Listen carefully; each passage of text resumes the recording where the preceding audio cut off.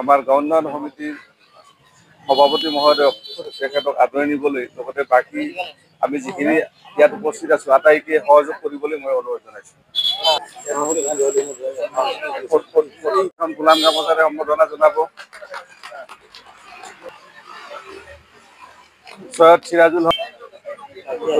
সমাজত উপস্থিত আছে আফাজুৰ ৰহমান, স্কুলৰ ভাৰপ্ৰাপ্ত প্ৰধান শিক্ষক চাহেদাৰী ডাঙৰীয়া। আমাৰ মাজত উপস্থিত আছে আৰাফজান নেছা। আমাৰ মাজত উপস্থিত আছে গৰেমাটিৰ গাঁৱৰ গাঁওবুঢ়া মীৰ হুছেইন ডাঙৰীয়া।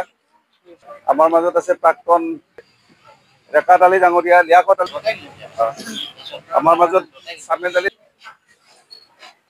সাংবাদিক বন্ধু জয়ন্ত ডেকাক আদৰণি।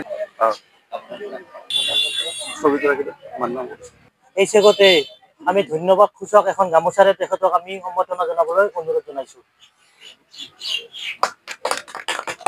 গাঁও উন্নয়ন সমিতিৰ উদ্যোগত যে নিৰ্মাণ কৰা হৈছে বজাৰ গৃহ, এই বজাৰ গৃহটিয়ে এই অঞ্চলৰ এক উন্নয়নৰ স্তম্ভ বুলি আশা ৰাখি আজি মই আনুষ্ঠানিকভাৱে উদ্বোধন কৰিলোঁ।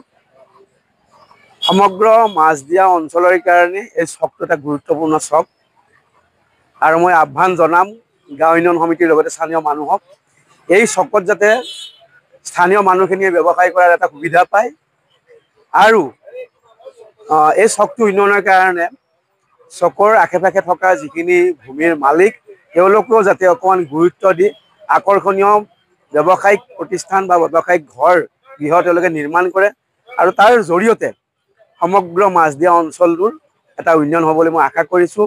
আৰু মাছদিয়া গৰেমাৰী গাঁও উন্নয়ন সমিতিৰ সভাপতি কামৰুজ্জামান, সম্পাদক জিয়াউৰ ৰহমানকো মই ধন্যবাদ জ্ঞাপন কৰিছোঁ, সমিতিখনক মই ধন্যবাদ জ্ঞাপন কৰিছোঁ যে তেওঁলোকে অতি কম সময়ৰ ভিতৰত এই বজাৰ গৃহটো নিৰ্মাণ কৰি গাঁওখনক এটা উপহাৰ দিয়া বুলি মই ভাবিছোঁ।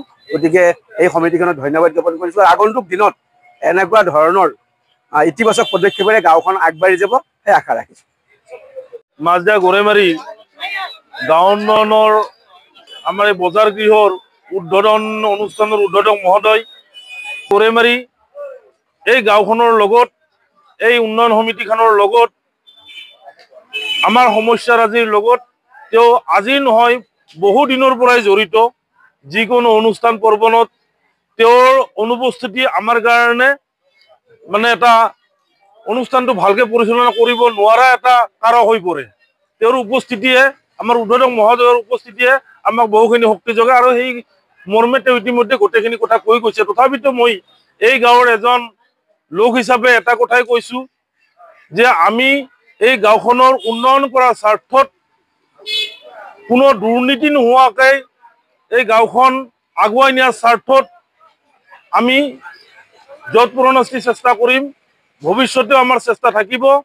আৰু সেই মনোভাৱেৰে আমাৰ গাঁও উন্নয়ন কমিটি আগবাঢ়িছিল কাৰণে তাৰ ফচল হিচাপে আজি এই বজাৰ গৃহ স্থাপন হৈছে।